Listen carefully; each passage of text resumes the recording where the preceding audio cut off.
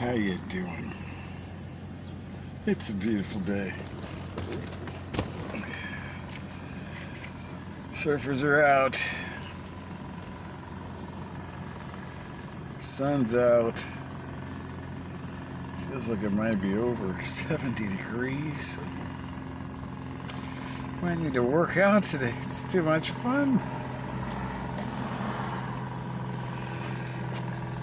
There is this one thing I'm wanting to make people aware. You see, there's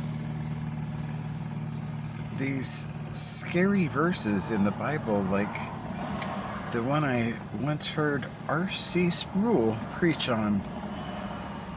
Jesus said, unless your righteousness exceeds that of the Pharisees, you have no part in the kingdom.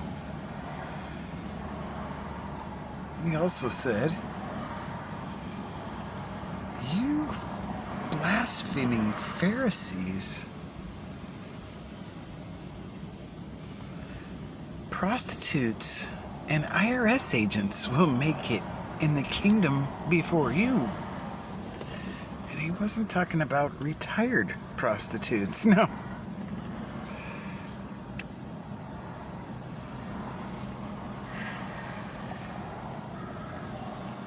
And there was another great one that many will come in that day and say, Lord, Lord, in your name, I did this and I did that, and brought so many to you. Do you know I brought maybe hundreds, thousands? And he will say, depart from me, you who made twice the sons of hell as yourselves in your proselytizing, just like he did to the Pharisees, because if you think you've got eternal security, maybe you should check your pulse. It could be eternal insecurity. And, oh yes, that saved by grace alone? Yes, maybe that would be true after the Bema seat throne. See?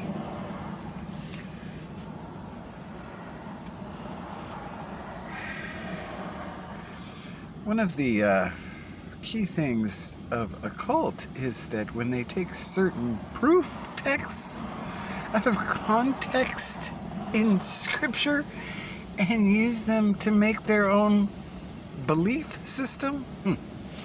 So yes, that verse, unless your righteousness exceeds that of the Pharisees, you have no part in the kingdom. Well, R.C. Sproul said that was the scariest verse in the Bible to him.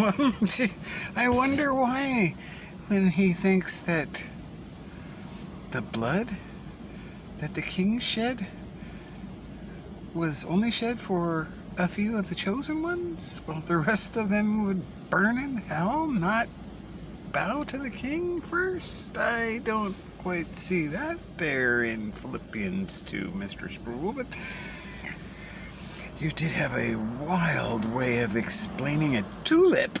A tulip was a strange-looking flower, especially to put a belief system in. So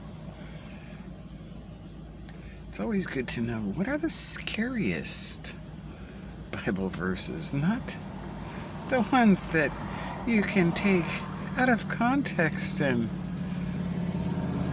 make fairy tales with. No, we like to put the worst case scenario out there, just in case. So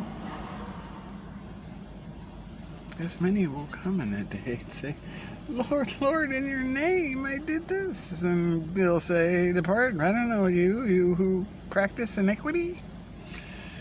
And many think that they don't practice iniquity in their holy huddled church, as they all claim to think their four walls are the only ones who will be saved. Oh, really? Do tell. As Catholic means Universalist Church, which is exactly what Philippians 2 would be talking about when it says that every knee on earth will bow before the King of Kings to the glory of the Father. So, where were you again?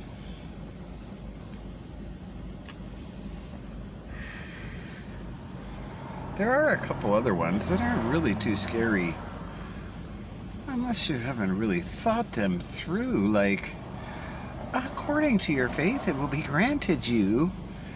And the king did say, "Oh, you of little faith," to his disciples.